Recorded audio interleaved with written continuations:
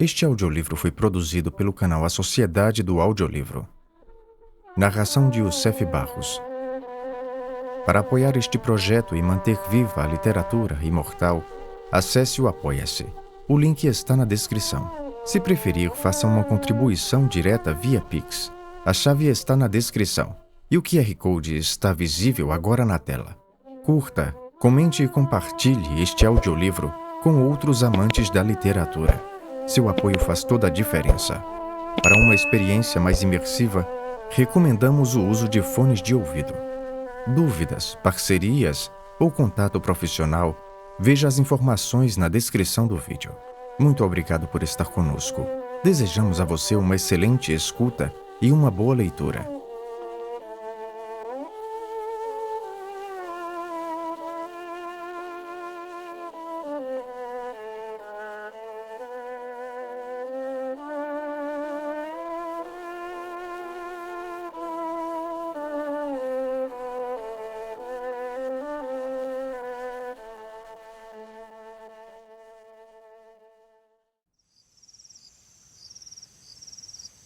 As Neves do Kilimanjaro.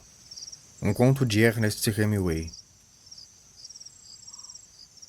O que há de bom a respeito disto é que não dói nada, disse ele. Mas é por isso mesmo que não se sabe quando começa. Duro? Certamente. Lamento muito pelo mau cheiro, porém, deve incomodá-la bastante. Por favor, tire isso da cabeça. Veja-os lá, apontou ele. Não sei se é a visão ou o olfato que os traz até aqui. O catre em que o homem estava deitado tinha sobre si a sombra de uma copada mimosa, e olhando para a planície refulgente que se estendia diante deles, ele podia ver 3 grandes abutres pousados obscenamente no solo, enquanto 12 outros ou mais revoavam pelo céu, espalhando manchas negras em rápido movimento. Já estão por aqui desde que o caminhão quebrou, falou ele. Mas hoje é a primeira vez que pousam em terra. Estive sempre a observá-los em seus giros, muito cautelosos de início, pois é possível que venha a utilizá-los em algum conto que escreva. Não deixa de ser engraçado nessa situação, pois eu gostaria que nem tivesse ligado para eles, comentou ela. Estou apenas brincando, contrapôs ele. As coisas ficam muito mais fáceis se falamos nelas, mas não quero aborrecê-la com isso. Não me aborrece, não. Mas confesso que estou ficando nervosa por não poder tomar qualquer providência. Vamos pensar em outras coisas até que o avião chegue. Ou até que o avião acabe não vindo. Diga-me, por favor, se há algo que eu possa fazer, deve haver alguma coisa? Bem, para começo de conversa, você poderia amputar minha perna, o que talvez pusesse fim aos meus problemas, embora eu duvide disso. Outra saída seria você me dar um tiro. Eu a ensinei a atirar, não foi? Ora, pare com isso. Que tal eu ler alguma coisa para você? Ler o quê? Qualquer um daqueles livros que estão na sacola, nos quais ainda nem mexemos. Acho que eu não teria cabeça para isso, admitiu ele. É melhor conversarmos. A gente acaba discutindo e isso faz o tempo passar. Não quero discutir. Não gosto de discutir. Nunca mais discutiremos, por mais nervosos que possamos ficar. Talvez eles voltem com outro caminhão, talvez o avião chegue hoje. Já não estou nem pensando mais em dar o fora daqui, falou o homem. Não há o menor sentido nisso, a não ser o de tornar as coisas mais fáceis para você. Isso é covardia da sua parte. Você não pode admitir que um homem queira morrer tão confortavelmente quanto possa, sem ter de ofendê-lo? Qual é essa de me injuriar? Acabe com essa conversa de morte. Você não vai morrer. Não seja boba. Eu já estou morrendo. Pergunte àqueles filhos da puta. Respondeu ele, indicando com a cabeça os grandes e imundos abutres pousados no solo, suas cabeças nuas enfiadas nas gibas das pernas. Um quarto acabara de pousar, dando uma corridinha, indo depois juntar-se aos outros. Que bobagem! Sempre há abutres por perto de qualquer acampamento, e você jamais se deu conta deles. Você não morrerá se não entregar a luta. Onde é que leu isso? Você é mesmo uma boboca. Acho que está me confundindo com alguma outra. Ora, meu Deus! Exclamou ele. Você sabe que sempre me interessei profissionalmente pelas pessoas. São personagens. Esticou-se no catre e ficou em silêncio por algum tempo, olhando a oscilação das camadas térmicas por sobre a planície, que ia até os limites do matagal. Bem ao longe vislumbrou algumas gazelas, parecendo liliputianas naquela imensidão amarelada, uma manada de zebras também esbranquiçada sobre o fundo verde da floresta. O acampamento era muito agradável, localizado sobre árvores copadas e ao sopé de uma colina, com água corrente e perto de um bebedouro natural, já quase seco, para onde convergiam todas as manhãs bandos de aves silvestres. "Você não quer mesmo que eu leia alguma coisa para você?" perguntou ela de novo. Estava sentada numa cadeira de lona ao lado do catre. "Está soprando uma brisa tão boa." "Não, obrigado." "Será que o caminhão vem logo?" "Não estou ligando a mínima para isso." "Pois eu estou." "Você se importa com tantas coisas que eu nem levo em conta." "Não tantas assim, Harry. Que tal me dar um drink?" "Não fará bem a você. O manual de pronto-socorro diz que se deve evitar bebidas alcoólicas em casos como este. Faça um sacrifício e não beba." "Molo!" berrou ele. "Sim, Buana." "Traga uísque soda." "Sim, Buana." "Não devia beber," insistiu ela. "É exatamente isso o que eu chamo de entregar a luta. O livro diz que lhe fará mal. Eu sei que lhe fará mal." "Nada disso. Sei que me fará bem."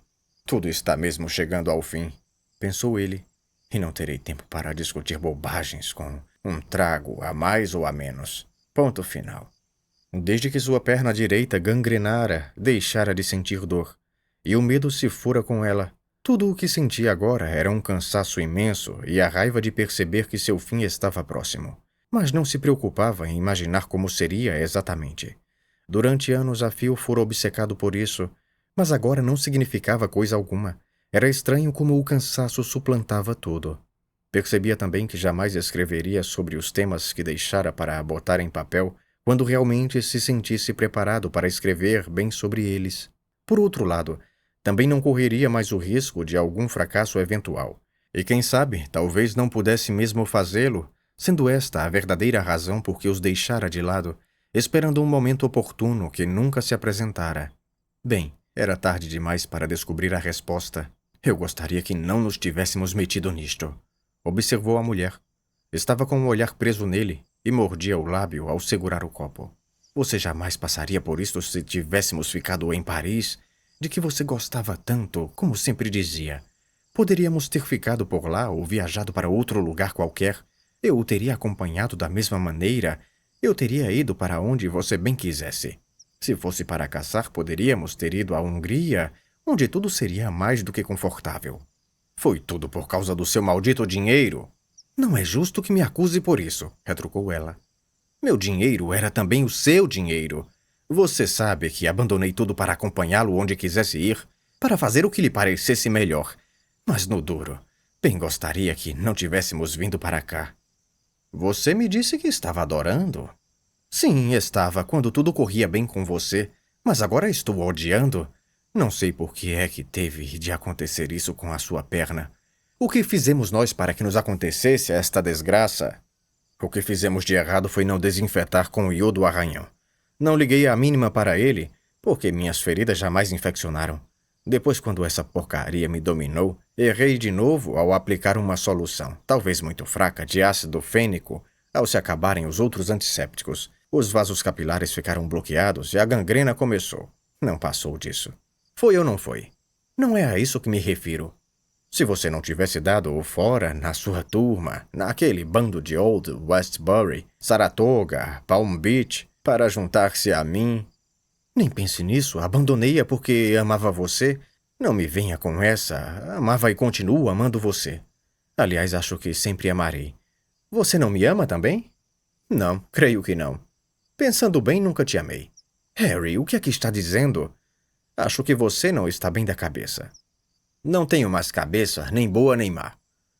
Não beba isso, pediu ela. Não beba, querido. Temos que fazer tudo para tirar você deste problema. Faça você, retrucou ele. Já me cansei de tudo. Com um pensamento distante, viu-se em pé numa estação ferroviária em Caragat, com a mochila nas costas. A luz que brilhava era o farol da locomotiva Simplon Oriente, varando a escuridão. Ele se aprontava para deixar a Trácia depois de o inimigo bater em retirada. Era esse um dos temas que conservava para escrever mais tarde sobre ele. Ao tomar um café matinal, olhara pela janela e vira neve naquelas montanhas da Bulgária. Lembrava-se da secretária da comissão, Nansen, de assistência aos desalojados pela guerra, perguntar a um velho ali presente se já eram as nevadas iniciais do inverno, e dele responder que não, que ainda era muito cedo para elas. Lembrava-se também de que a secretária se voltara para as outras moças que estavam com ela, traduzindo isso. Não adianta. Não, ainda não são as nevascas. Estávamos enganadas. Mas de fato já eram, sim, como se viu quando ela começou a promover a troca de populações desabrigadas e botou aquelas moças para trabalhar. Elas foram andando pela neve e quase todas morreram naquele inverno.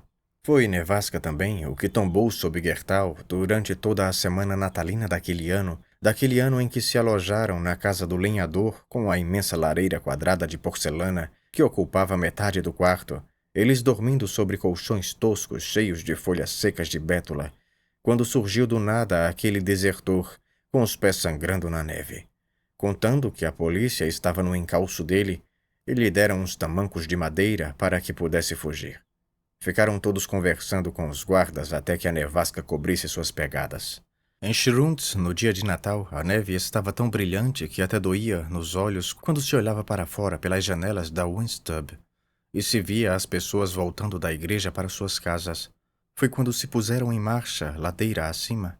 Os esquis pesando nos ombros, a estrada sulcada pelos trenós e amarelada pela urina dos soldados, que margeava para o rio e se dirigia para o bosque de pinheiros, descendo depois a longa rampa da geleira acima de Madeleine House, com a neve parecendo tão lisa e suave como cobertura de bolo, e tão leve como talco. Ele se lembrava bem do cicio que os esquis faziam ao deslizar velozmente pela encosta, rápidos como um mergulho de pássaro. Ficaram uma semana ilhados pela nevasca em Madeleine House, jogando cartas à luz do lampião, as apostas aumentando de valor à medida que Herland ia perdendo rodada após rodada. Acabou perdendo tudo o que tinha, tudo, o seu próprio capital, além do que conseguira amealhar na estação turística com as aulas de esquiagem. Podia vê-lo ainda com seu nariz comprido, apanhando as cartas e apostando no escuro. Sempre jogavam nessas ocasiões. Jogavam se a nevada era ligeira, jogavam se ela era pesada, jogavam tanto que ele se admirava do tempo enorme que haviam perdido nisso. Mas jamais escrevera uma só linha sobre isso, nem sobre aquele dia de Natal gelado e brilhante, com as montanhas formando um anfiteatro ao fim da planície, quando Baker voara sobre as linhas inimigas e bombardeara a coluna austríaca, que batia em retirada, além de metralhá-la quando oficiais e soldados corriam para todos os lados. Lembrava-se de Baker entrando mais tarde no refeitório, orgulhoso do bom resultado que conseguira. No silêncio que então se fez, uma voz não identificada se ergueu para exclamar: "Seu carniceiro filho da puta!" Pois foi com os mesmos austríacos que eles mataram então que ele mais tarde passou a esquiar. Bem, não eram exatamente os mesmos. O Hans com quem ele esquiara o ano todo tinha lutado em Kaiserjägers. E quando caçavam lebres no pequeno vale, que se estendia um pouco acima da serraria, contou-lhe que participara dos choques no Porsúbio e do ataque a Perticara e a Salone. E ele ainda não escrevera uma palavra sobre esses choques, nem sobre aqueles em Monte Corona, Sete Comune ou Arcieiro. Quantos invernos passara no Vorarlberg e no Aurberg? Foram 4. E ele ainda se lembrava do homem que tinha uma raposa para vender quando eles entraram em Blue Dance, já não mais para lutar, mas para comprar presentes. Lembrava-se do zunido que os esquis fizeram na neve pulverizada, quando todos deslizaram céleres pelo último estirão, cantando Rai-Ho, aqui estou, e rumaram diretamente para a porta da estalagem que ficava além do pontilhão sobre o riacho, assim que ultrapassaram as 3 curvas dentro do pomar. Da pressa com que se desvencilharam dos esquis, que apoiaram nas paredes de madeira, da luz que viam através das janelas esfumadas, do calor gostoso que sentiram ao entrar, do acordeão que estava sendo tocado e do cheiro de vinho novo que dominava o ambiente. "Onde é que ficamos em Paris?" perguntou a mulher, que agora, na África, estava sentada ao seu lado numa cadeira de lona. "No Crillon, como bem sabe." "Por que deveria sabê-lo?" "Foi onde sempre ficamos." "Não, nem sempre." Bem, se não era ali, era no Pavillon Henri IV, em Saint-Germain. Você adorava ficar lá. Adorar é um modo de dizer. Eu sou como aqueles galos que gostam de cantar sobre uma estrumeira. Se você tem mesmo que partir, observou ela, será necessário destruir tudo o que ficar para trás? Será preciso levar tudo com você? Matar seu cavalo, sua mulher, queimar sela e armadura? Sim, pois minha armadura era o seu maldito dinheiro. Pare com isso. Está bem, vou parar. Não quero magoá-la. Você já passou da conta. Ótimo. Então continuarei a atormentá-la, pois isso é mais divertido. A única coisa que sempre gostei de fazer com você, não posso fazer agora. Isso não é verdade. Havia muitas coisas que você gostava de fazer e eu topava tudo o que você quisesse. Pelo amor de Deus, deixe de se vangloriar, está bem? Ele olhou para ela e viu que chorava. Escute, você acha que é divertido fazer o que estou fazendo? Nem sei por que o faço. É o mesmo que matar para sobreviver, penso eu. Sentia-me bem quando começamos a conversar e não queria de modo algum feri-la. Mas agora me vejo como um louco, dominado pelo desejo de ser cruel. Não ligue a mínima para o que eu disse, pois você sabe que a amo de verdade. Jamais amei a alguém como amo você. Ele se entregava de novo à mentira habitual, que se tornara uma rotina quase diária. Quando quer, você pode ser bem carinhoso. A sua cadelinha rica, parece até poesia. E eu estou cheio de poesia e podridão nesse instante, cheio de poesia podre. Cale a boca, Harry. Por que quer agir como um demônio? Não gosto de deixar nada atrás de mim. Não gosto de abandonar coisa alguma. Caíra a noite e ele havia tirado um cochilo. O sol escondera-se atrás das colinas e uma longa sombra cobria toda a extensão da planície. Pequenos animais tinham vindo comer nas proximidades do acampamento. Baixavam rápido suas cabeças e abanavam as caudas. Ele podia vê-los agora, já bem distante dos bosques, espalhados por entre as gramíneas. Os abutres não estavam mais sobre o solo. Estavam todos empoleirados pesadamente nos galhos de uma árvore. Eram agora em número bem maior do que antes. Seu criado pessoal estava sentado ao pé do catre. A Mensahib foi caçar, informou o negro. Biwana quer alguma coisa? Nada. Ela fora caçar alguma carne para o jantar, e sabendo o quanto Harry gostava de ver os animais se aproximando, afastava-se bastante para não perturbar sua observação do pequeno trecho da planície que ele podia abranger deitado em seu catre. Ela sempre fora muito criteriosa, pensou Harry. Vivia ponderando tudo o que sabia, tudo o que lera, tudo o que ouvira. Não era por sua culpa que ele, ao se aproximar dela, estivesse com a cabeça em outro lugar. Como poderia uma mulher saber que nada do que ele dizia era para valer? Que ele só falava por hábito e para se sentir mais à vontade? A partir do momento em que o que ele dizia deixou de ter significado concreto, suas mentiras passaram a ter mais sucesso junto às mulheres do que a verdade. Não era tanto pelo elaborado de suas mentiras, mas porque não havia verdades a dizer. Ele vivera sua vida. Ela já não o entusiasmava mais e quis revivê-la com pessoas diferentes e com mais dinheiro, nos melhores lugares conhecidos e em alguns novos também. Bastava-lhe não pensar em nada para que tudo lhe parecesse excelente. Munira-se de alguns bons conceitos existenciais para não se deixar destruir pela vida que levava, como ocorria com a maioria das pessoas, e assumira a atitude de não ligar mais para o tipo de trabalho que costumava realizar, quando se viu incapaz de realizá-lo. No íntimo, porém, pensava em escrever um dia sobre aquela gente, sobre os muito ricos, sobre aqueles em cujo meio não se integrava, sentindo-se antes um espião, e a quem abandonaria para descrevê-los, pelo menos com a autenticidade, de quem soubesse bem o que estava escrevendo. Mas esse projeto vinha sendo adiado a cada instante, porque cada dia dedicado ao conforto, sem que se animasse a escrever, entregando-se àquilo que mais desprezava, adormecia sua capacidade e enfraquecia sua disposição, a tal ponto que, de fato, já não fazia coisa alguma. As pessoas com as quais convivia agora lhe pareciam muito mais simpáticas se ele não estivesse trabalhando. Como a África fora o lugar onde se sentira mais feliz nos bons tempos de seu passado, para ela se voltara em busca de um recomeço de vida.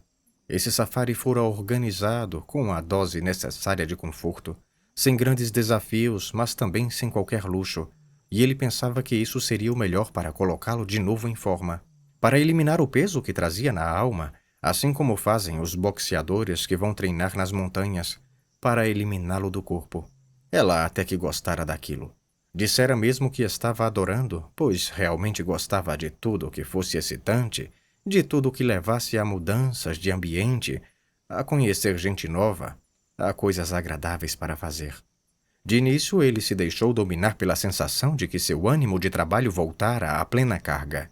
No entanto, se aquele tivesse mesmo de ser o seu fim, e ele sabia que era, não deveria agir como uma cobra que se pica a si própria só por estar com a coluna partida.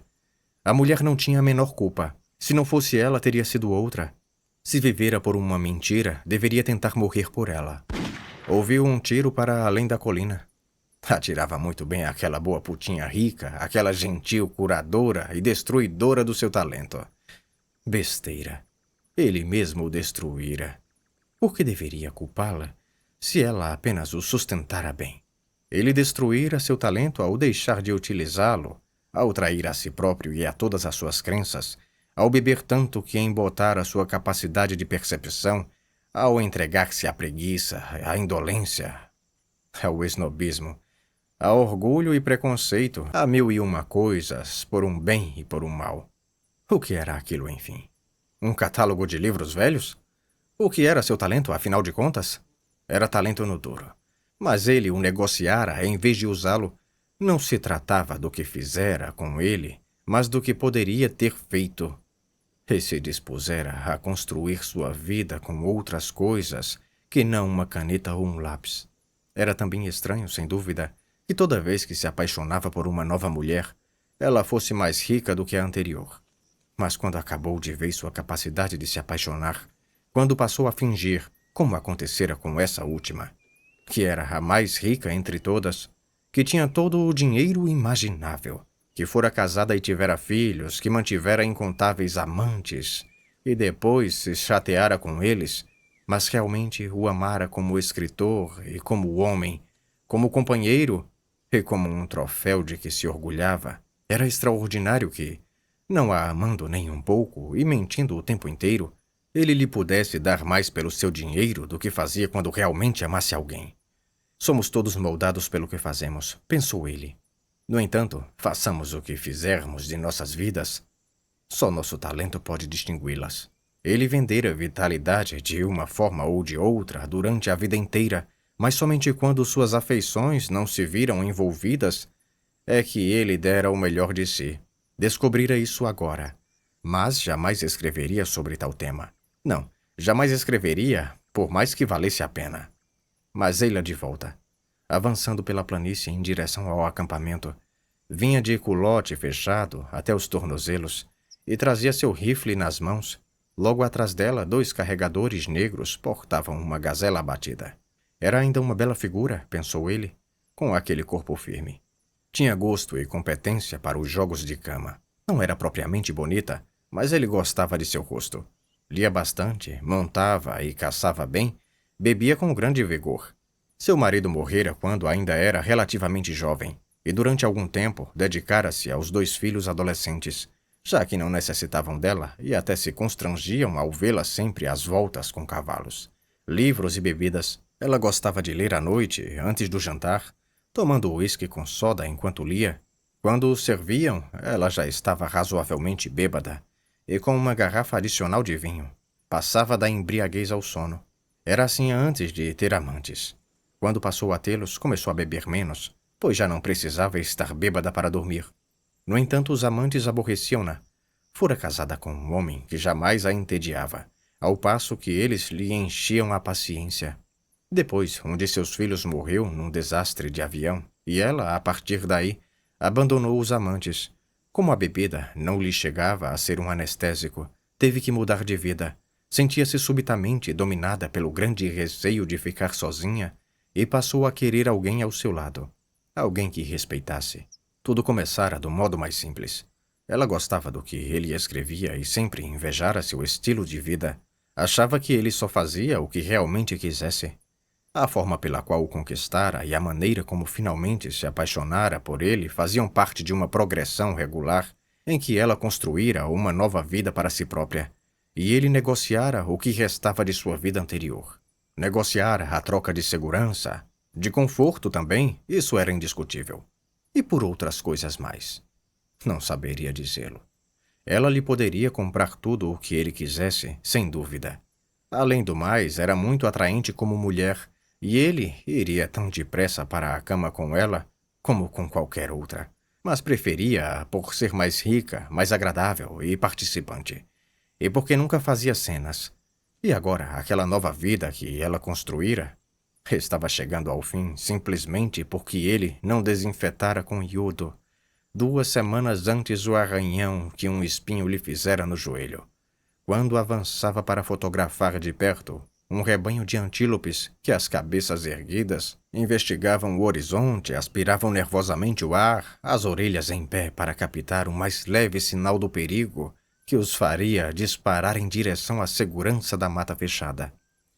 Foi exatamente o que fizeram, antes que pudessem fotografá-los. Ele, de volta ao acampamento, virou a cabeça sobre o travesseiro para olhá-la de frente. "Olá!" saudou ele. "Abati uma gazela Thompson", respondeu-lhe. "Vai dar um excelente guisado e mandarei fazer um purê para acompanhá-lo. Como é que você está?" "Muito melhor." "Que bom. Achei que isso ia acontecer quando o vi dormindo tão tranquilamente ao sair." "Tirei uma boa soneca." "Você foi muito longe em sua caçada?" "Não, só até o outro lado do morro. Abati a gazela com um tiro certeiro." "Você atira muito bem." "Eu adoro tudo isso. Eu adoro a África. Se você estivesse bem, este seria o melhor tempo da minha vida. Tem sido uma maravilha andar caçando com você nesta região fantástica." "Eu também adoro." "Querido, você nem imagina o quanto me agrada vê-lo melhor. Eu estava desesperada com seu pessimismo. Prometa-me que nunca mais vai vir com aquelas bobagens de ainda há pouco." "Prometo, já nem me lembro do que disse." "Você não tem que me arrasar. Sou apenas uma mulher madura que o ama e que fará tudo o que você quiser. Já fui arrasada 2 ou 3 vezes em outras ocasiões e espero que não me queira destruir agora. Eu gosto de destruí-la na cama, de vez em quando." "Ah, dessa destruição eu também gosto. É a melhor forma de destruir que conhecemos." "O avião chegará aqui amanhã." "Como é que sabe disso?" "Tenho certeza. Já está na hora dele chegar. Os rapazes já cortaram a grama e a madeira para as fogueiras de balizamento. Há bastante espaço para a pista de pouso e as fogueiras marcarão as 2 extremidades do campo." "Sim, mas o que ele diz que vai ser amanhã?" "Tenho certeza disso. Já está atrasado. Assim que chegarmos à cidade e cuidarem da sua perna, vamos fazer umas destruiçõezinhas para valer. Nada daquele papo idiota como há pouco." "Que tal tomarmos um trago? O sol já se pôs."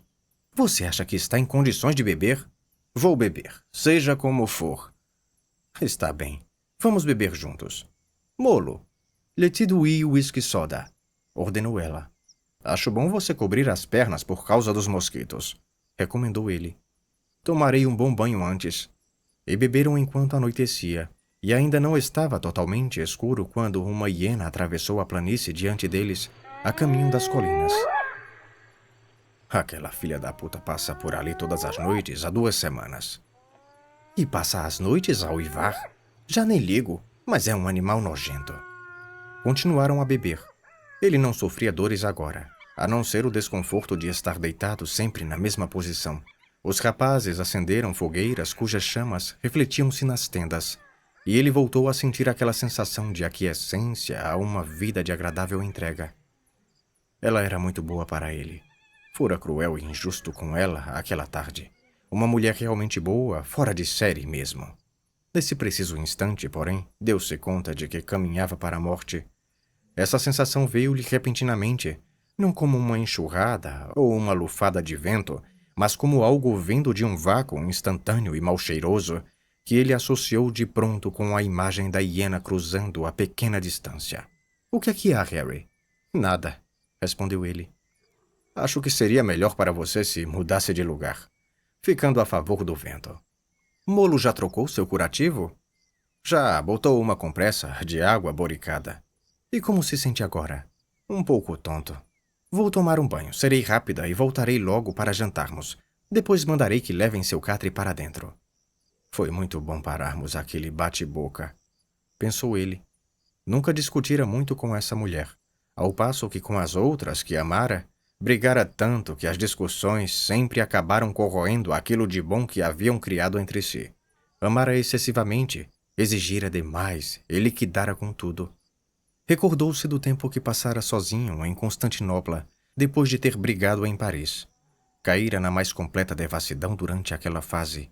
E então, quando ela terminou e ele se deu conta de que não conseguira acabar com a solidão, mas apenas torná-la pior, escreveu uma carta à sua primeira mulher, aquela que o abandonara, dizendo-lhe que jamais fora capaz de apagá-la da memória, que pensara tê-la visto um dia perto do Regense e se sentira todo perturbado, como numa vertigem, passando a seguir essa mulher parecida com ela.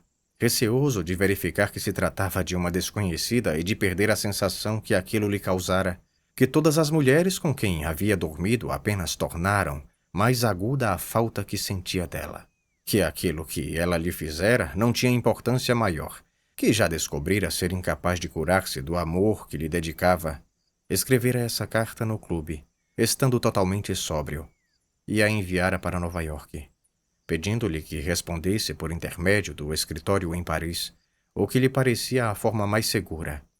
Nessa noite, sentindo tanto a sua falta que lhe parecia ter um vazio dentro de si, deu uma chegada até perto do Maxims local, abordou uma garota e levou-a a jantar.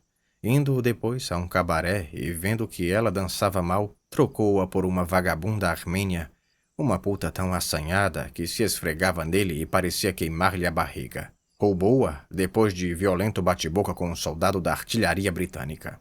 O jovem artilheiro, enfurecido, desafiara-o a uma briga de rua, e lá se foram eles pela escuridão, escorregando nos paralelepípedos. Atingiu-o em cheio 2 vezes, bem do lado do maxilar, mas o desgraçado não desabou e ele viu que a parada seria indigesta. O soldado, por sua vez, golpeou-lhe o corpo e atingiu-o também perto dos olhos.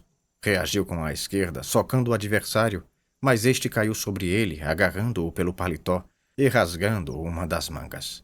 Conseguiu desferir 2 socos atrás da orelha e depois acertou-o com uma direita ao afastá-lo de si. Quando o artilheiro desabou, batendo com a cabeça no chão, ele fugiu com a garota assim que ouviu a sirene da polícia militar. Tomaram um táxi e seguiram para Rimle-Rissa, ao pé do Bósforo, onde gozaram o frescor da noite antes de irem para um quarto de hotel, onde ela se mostrara uma fruta tão madura quanto parecia. Embora macia, rosada, suculenta, de barriga lisa e seios fartos, que nem precisava de uma almofada sob os quadris. Deixou-a dormindo tranquilamente, como uma peça de roupa caída sobre a cama, naqueles primeiros clarões do dia, e regressou ao Opera Palace com um olho roxo e o paletó debaixo do braço, que já lhe faltava uma das mangas. Nessa mesma noite partiu para Anatólia e sempre se lembraria daquela viagem, atravessando campos plantados de papoula, cultivada para a produção do ópio, e da estranheza que isso lhe causara.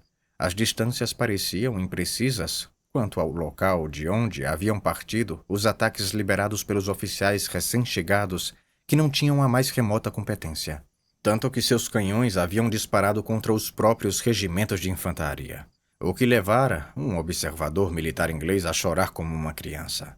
Fora esse o primeiro dia em que vira soldados mortos vestidos com saias de bailarinas e botas curvadas nos bicos, ornadas de pompons. Os turcos tinham avançado firme e pesadamente, e ele pudera ver que os soldados com saiotes corriam em fuga, com os oficiais de início disparando sobre eles, e depois fugindo também. Ele e o observador britânico igualmente correram, até que seus pulmões doeram e as bocas ficaram secas, com gosto de pedra. Esconderam-se atrás de uma das rochas e viram os turcos avançando sem parar, tão pesadamente quanto antes. Depois viu coisas que jamais imaginara poder ver, e algumas ainda piores. Quando regressou a Paris, daquela vez não podia falar sobre isso, nem queria ouvir sua mais leve menção. Lá no café que então frequentava, um poeta americano com uma pilha de pires à sua frente e uma expressão estúpida naquela cara de batata, conversava sobre o dadaísmo com um romeno que dissera chamar-se Tristan Tzara. Sempre usava um monóculo e se queixava de enxaqueca. Tendo voltado a viver com a sua mulher, a quem de novo amava, estando terminadas todas as pendências entre eles, bem como todas as loucuras, sentindo-se plenamente feliz por estar outra vez em casa, eis que lhe chega às mãos a correspondência remetida ao escritório. E naquela manhã lá estava numa bandeja a carta em resposta a que ele escrevera à sua primeira mulher. Sentiu um frio na espinha e tentou escondê-la sob as demais. Mas já era tarde. A mulher viu-a e perguntou: "De quem é essa carta, querido?" E isso fora o princípio do fim. Lembrou-se dos bons tempos com todas elas, bem como de todas as brigas. Por que será que elas sempre escolhiam para brigar os momentos em que ele se sentia mais feliz? Jamais escrevera uma só frase a respeito disso. Primeiro porque não desejava magoar ninguém, e ainda porque havia muito sobre o que dizer além disso. Sempre pensava em fazê-lo, porém, e um dia desses ele o faria. Mas havia muitíssimo sobre o que escrever. Ele acompanhara as mudanças do mundo, não apenas os dos acontecimentos, mas, embora os tivesse visto de perto e observado os personagens, ele não conhecera as alterações mais sutis e podia lembrar-se de como se comportavam as pessoas em situações distintas. Participara de várias delas, examinara-as bem, e era seu dever descrevê-las por escrito. Agora, no entanto, constatava que jamais iria fazê-lo. "Como é que você está?" perguntou ela ao sair da tenda após o banho. "Tudo bem. Quer comer agora?" Ele viu que Molo e um outro criado estavam atrás dela, com a mesa dobrável e os pratos. "Quero escrever. Acho melhor você comer alguma coisa antes para conservar as forças. Morrerei esta noite e não preciso de forças para coisa alguma." "Ora, Harry, não seja melodramático, por favor," pediu ela. "Por que você não usa o nariz? Estou apodrecido, até a altura da coxa. Por que deveria enganar a mim mesmo e comer para conservar as forças? Molo, traga-me whisky soda." "Por favor, coma alguma coisa," ela insistiu suavemente. "Está bem." O ensopado estava quente demais. Tinha de mantê-lo no prato até que esfriasse e pudesse engoli-lo. "Você é uma boa mulher," reconheceu ele. "Não ligue muito para o que eu disser." Ela olhou para ele com aquele seu rosto tão conhecido e admirado das páginas de Spurry Town and Country, só que um pouco marcado pelos excessos de cama e bebedeira, mas afinal, em Town and Country, jamais revelara seus belos seios, suas coxas eficientes e aquelas mãos tão hábeis em deliciosas carícias. Reparando em seu costumeiro sorriso encantador, ele sentiu de novo a proximidade da morte. Dessa vez não era tão premente, sendo antes um sopro, como de vento, desses que fazem oscilar a chama de uma vela e a tornam mais alta. "Não quero ir lá para dentro esta noite. Prefiro que tragam minha rede de dormir e a prendam em galhos de árvore, acendendo uma fogueira. Não vale a pena mudarem-me daqui.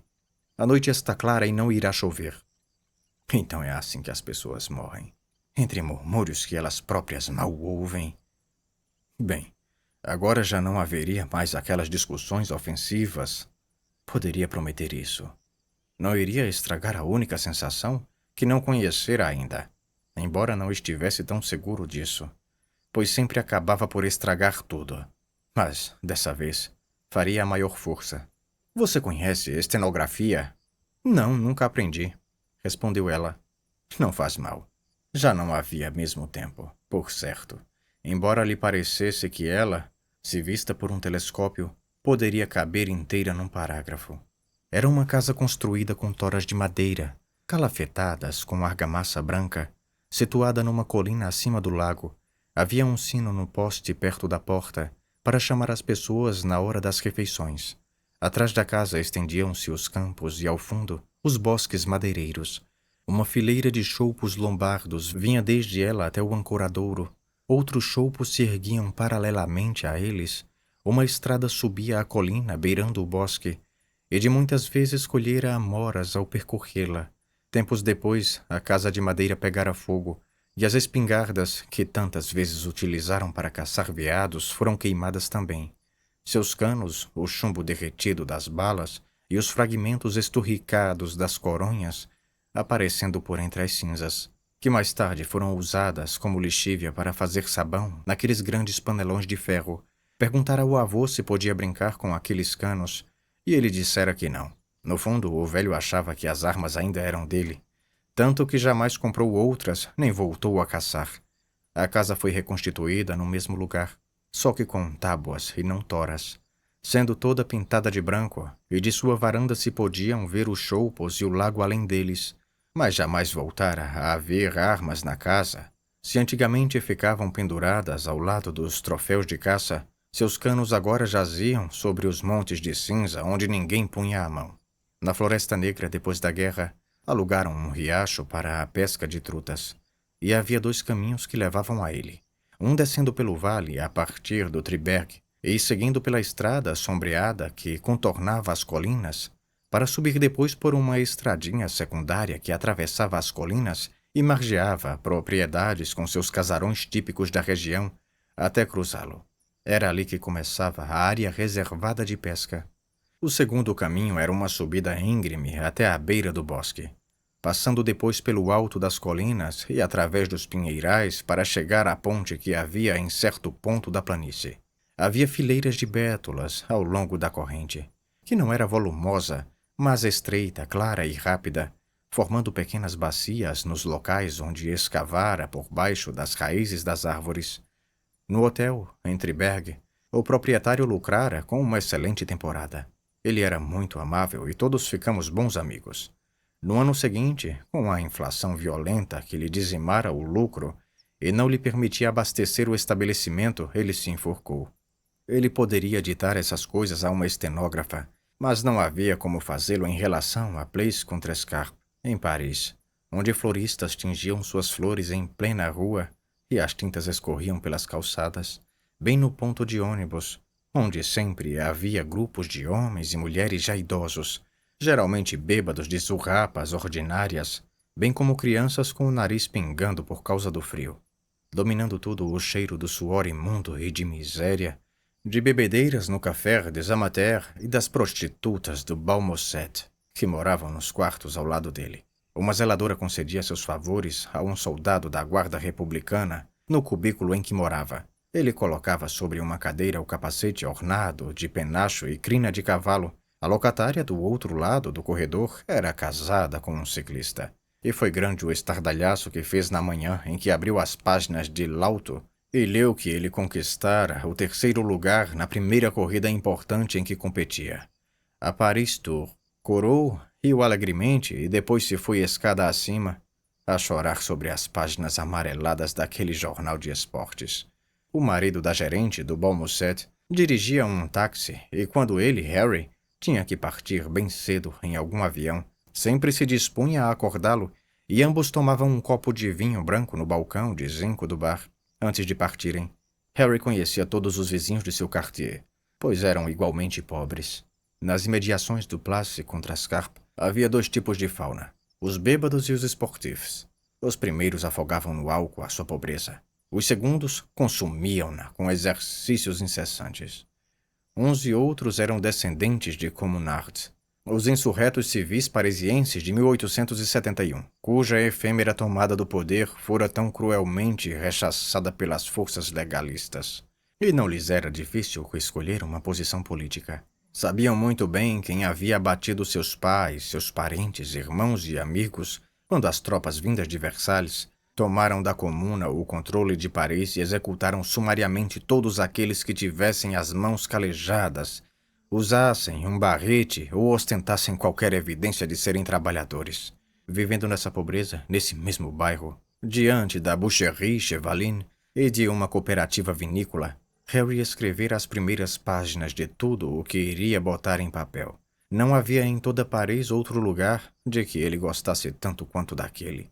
Com suas árvores copadas, o velho casario castanho caiado de branco, a longa fila de ônibus verdes no ponto final da Praça Redonda, as manchas vermelhas de tinta nas calçadas, o acentuado declive da Rue Cardinal Lemonnier, até a margem do Sena, a estreita e sempre atravancada Rue Mouffetard, assim como a rua que ia dar no Panteão, e aquela outra em que sempre passava de bicicleta, a única asfaltada do bairro, muito lisa sob os pneus, onde havia aquelas casas estreitas e altas, bem como o hotel modesto em que Paul Verlaine morrera. Havia apenas 2 cômodos no apartamento onde ele e sua companheira viviam, mas arranjara outro quarto no último andar daquele hotel, a 70 francos por mês, onde escrevia e onde podia ver os telhados, as chaminés e todas as colinas de Paris. Do departamento só se podia ver a loja do carvoeiro. Esse homem também negociava com vinho. Vinho vagabundo. A cabeça dourada do cavalo chamava a nossa atenção para a Boucherie Chevalin, de cujos tendais pendiam carcaças vermelho-amareladas, e ficava por perto e a cooperativa vinícola com a sua fachada verde, onde compravam o vinho que era bom e barato. No mais eram as paredes rebocadas e as janelas da vizinhança que à noite, quando havia algum bêbado resmungando pelas ruas, naquela típica ivresse francesa que a propaganda oficial assegura não existir, escancarava as janelas para vociferar seu protesto. Onde é que estão os policiais quando se precisa deles? Os meganhas vivem pelas esquinas, mas agora devem estar empernados com alguma zeladora por aí. Chamem a polícia. Mas alguém sempre acabava despejando um balde de água sobre o bêbado, interrompendo seus resmungos. O que foi que jogaram? Água? Muito bem feito. As janelas voltavam a ser fechadas. E Marie, sua companheira, começava a protestar contra a jornada de trabalho de 8 horas, argumentando que se um homem trabalha até às 6 da tarde, apenas terá tempo de tomar uns tragos antes de voltar para casa e não gastará muito. Se trabalha até às 5, embriaga-se todas as noites e o dinheiro voa. A mulher do trabalhador é quem sofre as consequências da redução das horas de trabalho. Você não quer um pouco mais de ensopado? Voltou ela a perguntar. Não, muito obrigado. Embora esteja muito bom. Mais um pouquinho só. Não, quero um whisky com soda. Bem sabe que isso não é bom para você?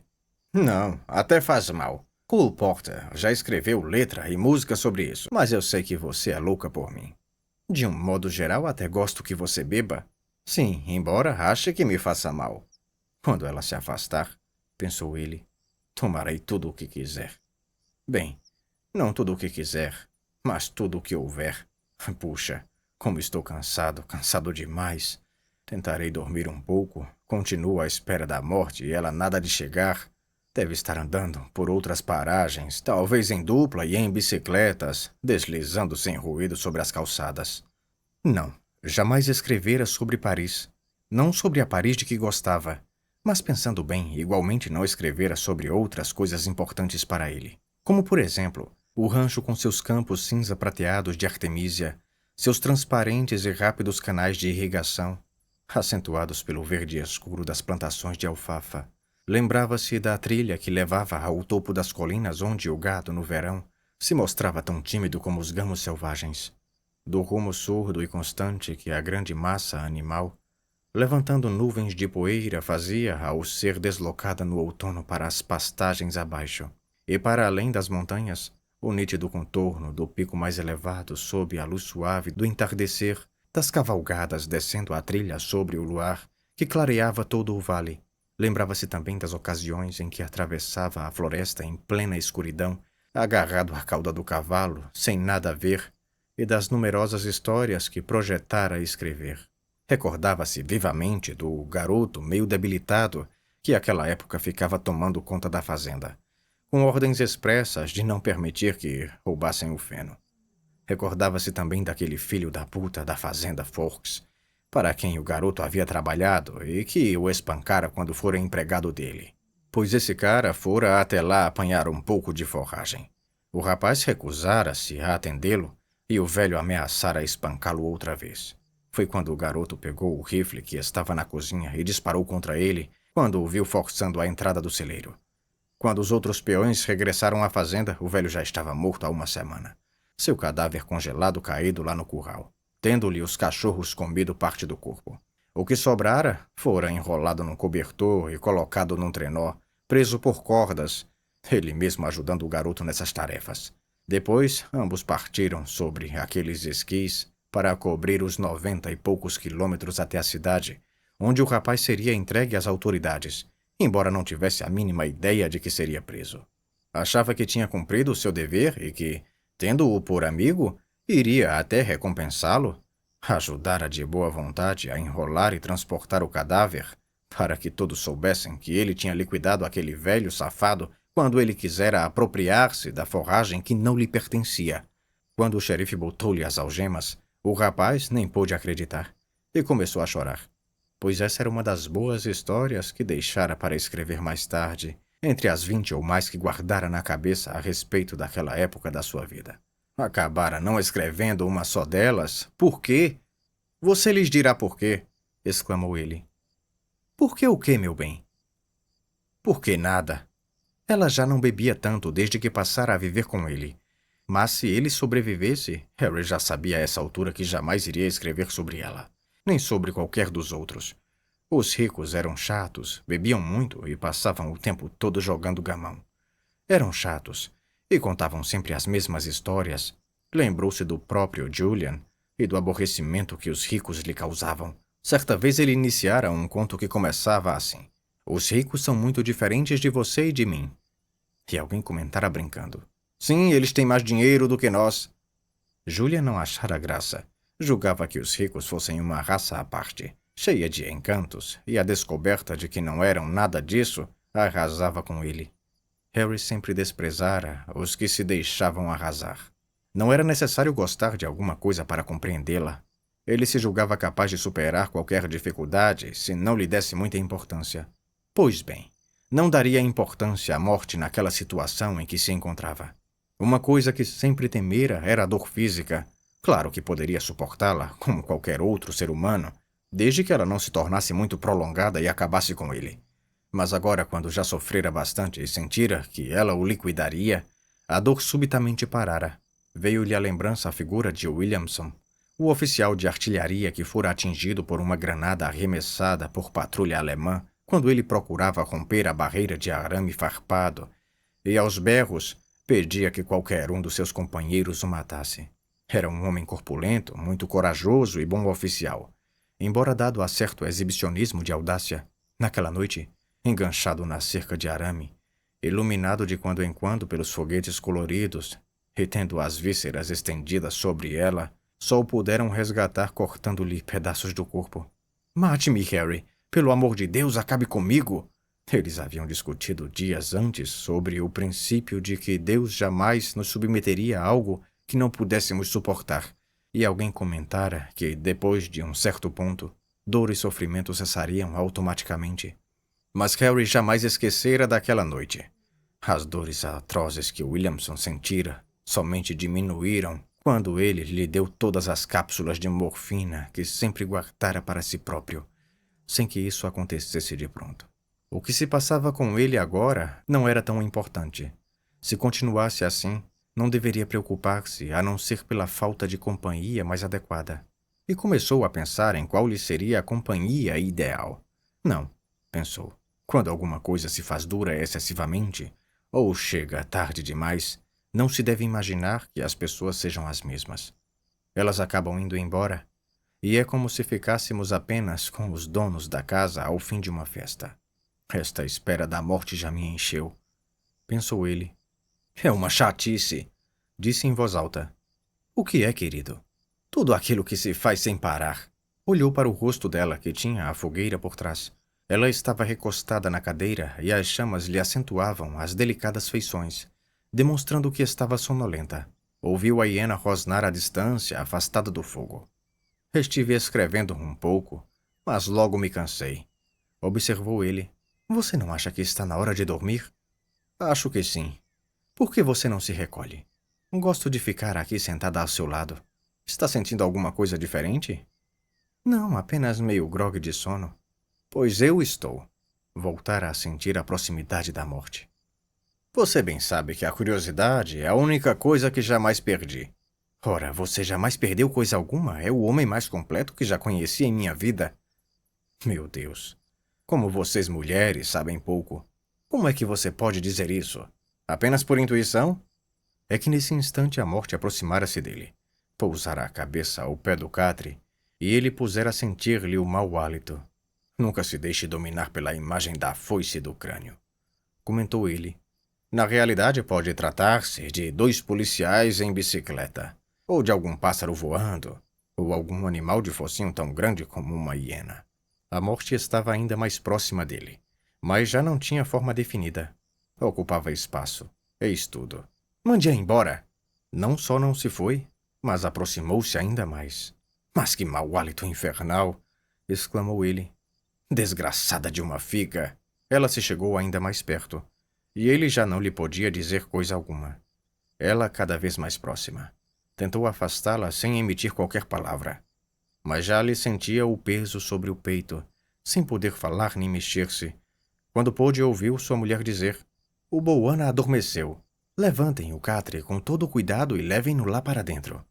Gostaria de pedir-lhe que enxotasse a morte, mas esta se aninhara sobre seu peito de tal modo que ele mal podia respirar. No entanto, assim que os criados ergueram o catre, tudo voltou a ficar bem, seu peito sendo liberado daquele peso. Já amanhecera há algum tempo. O dia estava claro quando ouviu o ruído do avião. Pôde vê-lo à distância, um pontinho minúsculo entre as nuvens, começando a fazer um largo círculo. Os criados correram e botaram fogo, com querosene nos montes de erva seca colocados nos limites da pista, levantando nuvens de fumaça que a brisa matinal logo espalhava. O avião deu 2 voltas mais, já bem abaixo agora, depois aproximou-se para o pouso, nivelando as asas e tocando suavemente o solo. Viu que o velho Compton se dirigia para onde ele estava, vestindo um short e uma jaqueta xadrez, na cabeça o costumeiro chapéu de feltro. "O que há com você, seu bode velho?" "Tenho uma ferida na perna. Você não quer comer alguma coisa?" "Não, obrigado. Tomei apenas um chá. Como vê, vim no Portsmouth. Não posso levar a Mensahib, pois só há espaço para um passageiro. Mas seu caminhão está vindo para cá." Ellen chamou Compton de lado e passou a falar com ele em voz baixa. Eles voltaram até Harry com o mesmo ar animado de sempre. "Vou levá-lo imediatamente. Depois volto para apanhá-la. Mas teremos de pousar em Arusha para restabelecimento de combustível. Vamos dar o fora já." "Esqueceu do chá que pediu?" "Deixe isso para lá, não me fará falta." Os criados negros ergueram o catre e levaram-no por entre as tendas na direção da planície, passando pelos montes de ervas secas que ainda ardiam, atiçadas pelo vento, até chegarem ao pequeno avião. Foi com dificuldade que o colocaram no assento de couro da cabine, uma das pernas estendidas bem ao lado de onde Compton ficaria. Este deu partida ao motor. Entrou também na cabine, deu adeus a Ellen e aos rapazes quando o ronco do motor se transformou naquele rugido constante e eles começaram a se deslocar pela pista. Compton olhando atentamente para ela a fim de evitar os buracos. Percorrendo a pista demarcada pelas linhas de fogo, decolaram afinal, podendo ver o pessoal lá embaixo dando adeus. O acampamento ficou logo para trás, cedendo lugar à savana, onde havia bosques esparsos e mato rasteiro, estando bem marcadas as trilhas dos animais em direção às lagoas agora secas, e logo em seguida, a um grande lençol de água que Harry jamais notara antes. Zebras com seus traseiros redondos e gnus com suas cabeçorras mais elevadas do que seus corpos, espalhavam-se adoçadamente pela planície cinza amarelada que se estendia a perder de vista, quando a sombra do aparelho se aproximou deles para se transformarem logo depois em pequenos pontos escuros num galope aparentemente imóvel. Diante dele, Harry podia ver a camisa achadrezada e o velho chapéu de feltro de Compton. Voavam agora sobre as primeiras colinas, também marcadas pela trilha dos gnus, e em seguida sobre as montanhas mais escarpadas, com tufos verde escuros de floresta subindo por elas, e declives cobertos de bambus, depois mais florestas cerradas, acompanhando altos e baixos, até que vislumbraram novas planícies tórridas, castanho-avermelhadas, que pouco a pouco se elevavam em outras montanhas escuras. Em lugar de seguirem diretamente para Arusha, Compton inclinou o aparelho para a esquerda, tendo de certo verificado que havia gasolina suficiente. Olhando para baixo, viu uma nuvem rosada que se movia bem rente ao solo e se elevava no ar em certos pontos, como se fosse a primeira nevasca do inverno. Compreendeu logo que se tratava de gafanhotos vindo do sul e indo rumo ao leste, ao que lhe pareceu. Foi quando escureceu subitamente e eles se viram engolfados por uma tempestade. A chuva tão espessa que parecia estarem atravessando uma catarata. Superaram-na instantes depois, e Compton voltou-se para ele com um sorriso nos lábios, apontando à sua frente para algo tão grande como o mundo, imenso, alto, incrivelmente branco e brilhante à forte luz do sol. Era o topo do Kilimanjaro. Compreendeu então que era para lá que se dirigiam.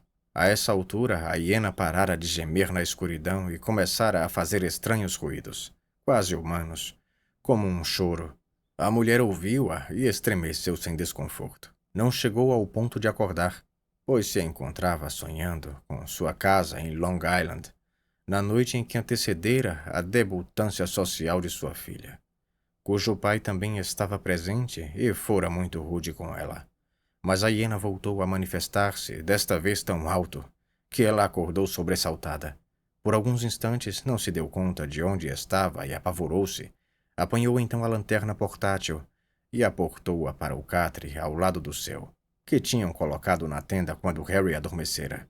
Viu-lhe a forma do corpo sob o mosquiteiro, mas notou que ele, inexplicavelmente, tinha estendido a perna para fora do leito e a mantinha pendida sobre o chão. As ligaduras tinham caído, e ela não pôde aguentar aquela cena. "Molo!" gritou ela. "Molo, Molo!" Depois chamou. "Harry, Harry!" Com a voz dominada pelo pânico. Insistiu. "Harry, por favor, Harry!" Não obteve resposta, e notou que ele já não respirava. Do lado de fora da tenda, a hiena voltou a fazer aquele estranho ruído que a acordara, mas ela só pôde ouvir a batida intensa do seu próprio coração. Fim.